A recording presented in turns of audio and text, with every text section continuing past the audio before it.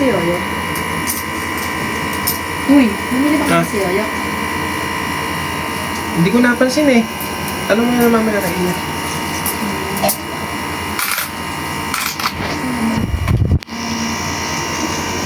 Ay, si ano nga pala?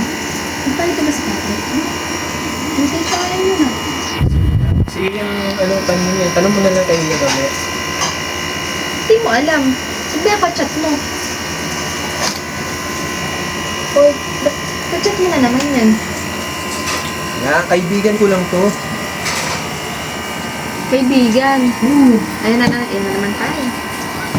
Kaibigan. Kaibigan. Kasama mo sa inuman, katabi mo pa. Tapos pag maggagala kayo, katabi mo na naman. Lahat na lang, sa picture yata, kasama mo lahat, katabi mo lahat eh. Puro siya. Kulit mo naman. Ilang beses ko bang sasabihin sa'yo? Kaibigan ko lang to. Tsaka ang tagal na nun. Inuulit mo pa. Galing nito. Siya pa, galit pa. Siya na nga yung nakagawa ng mga ganun eh. Hindi mo man lang ako naisip ng mga panahon. Ang kulit mo naman eh. Ikaw na nga yung pinili ko eh. Tapos gumaganyan ka pa. Ang toxic mo na ah. Ako pa. Sa akin pa ngayon. Sa akin na bumalik lahat. Toxic ako. Naisip mo ba bakit ako nagkaganito?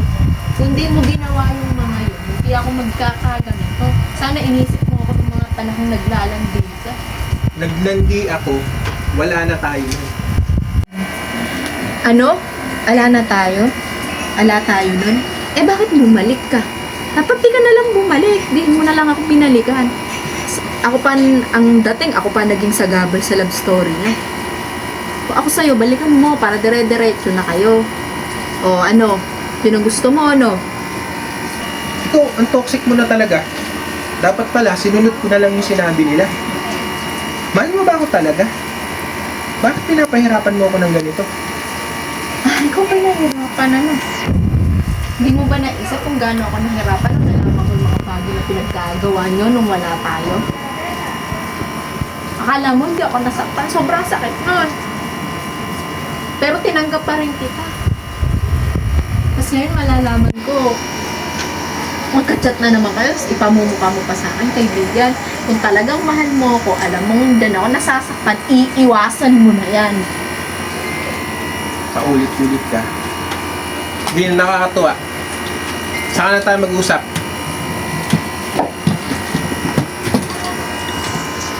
Sige, diyan ka naman magaling eh. Yung ayaw pag-usapan yung problema. Sige, uwi ka.